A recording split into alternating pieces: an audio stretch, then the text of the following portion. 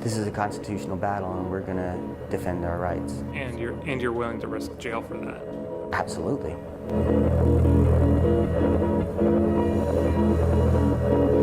In late 2011, the Obama administration's Justice Department initiated a major crackdown on California's medical marijuana dispensaries, despite repeated promises to the contrary.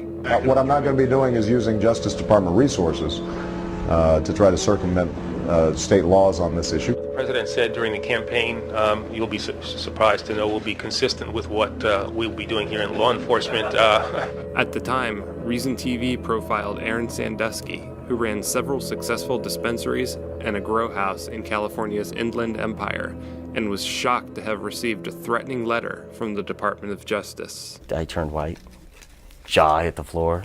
It was unexpected. During the production of that video, Sandusky's operation was shut down, all of his assets seized. I got $60 in my pocket. That's it. I don't have nothing. After he and several other operators took their cases to court, they successfully won injunctions against cities trying to ban dispensaries, and Sandusky reopened as the case continued all the way up to the California Supreme Court. But the feds were not happy with this outcome. We've been battling the city and actually winning cases, including a recent eviction case that G3 won. And the federal government has stepped in and shut it all down. Sandusky has spent the last 7 weeks in county prison awaiting a bond hearing. Now he's out on bail under house arrest, awaiting trial for federal drug trafficking charges. He agreed to sit down with Reason TV to discuss his situation and the state of medical marijuana in California. Yeah, this was my first time in prison, and I was surrounded by people, mostly people who were in for parole violations and or possession of drugs, or people that were in violation of parole with drug violations. So, we're populating our prisons with people that really shouldn't be there. What was it like that first night you spent in jail? It was a cold night. It was, sleeping on a steel bed and not knowing what's going to happen, unable to make phone call, wondering what really was going on. Nobody treats you through that whole process as if you are any chance of being innocent.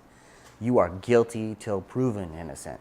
It's unfortunate the federal government is taking this kind of action against me. I think not only is it an action against me personally, I consider it aggressive action against everybody in our state, especially all of those who are voted for medical marijuana. They strategically hit people that I believe are high-profile cases that they get most bang for the buck. Our case is being heard in front of the California Supreme Court on whether or not cities are allowed to ban and go against the laws that were passed by the state. And so it was a high-profile case, and it got a lot of media attention, obviously, in taking us down. With our particular situation and our cooperative, we had 50 full-time W-2 employees that in one day, everybody lost their job, had to file for unemployment, and lost their medical benefits. 50 employees being put on unemployment was a $70,000 obligation now put on the state, for no other reason than local officials requesting this kind of action from the federal government. During this interview, Sandusky produced a copy of a letter from Upland's mayor, Ray Musser, requesting help from the Department of Justice in cracking down on dispensaries. A DOJ official replies, saying, "The Department of Justice has stated on many occasions that it is committed to the enforcement of the Controlled Substances Act.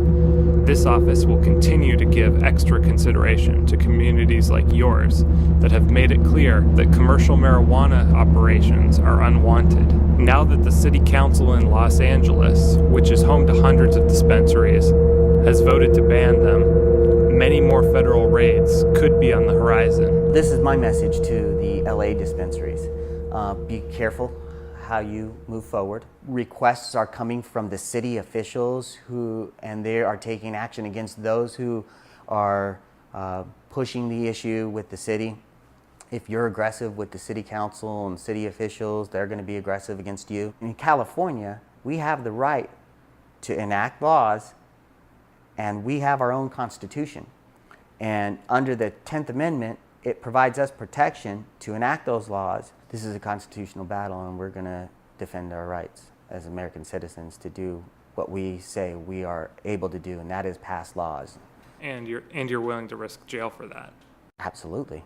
But you've seen the statistics in terms of federal prosecution success rates. Isn't that disheartening? It's very disheartening. I think especially with some of the books that I've read and the time that I was spending in jail about the conviction rates, I find it very disturbing. But I think most of those people end up pleading out and taking deals because the federal government, an accusation by the federal government is a guilty till proven innocent sentencing for somebody. So that you're not going to plead out? I'm not pleading out. I have no intention of pleading out. Why? I'm not concerned about that because I'm going to defend what I believe is right. And if I have to go to jail for 20 years defending, then so be it. If a jury finds me guilty of breaking federal law, then I'll go do the time.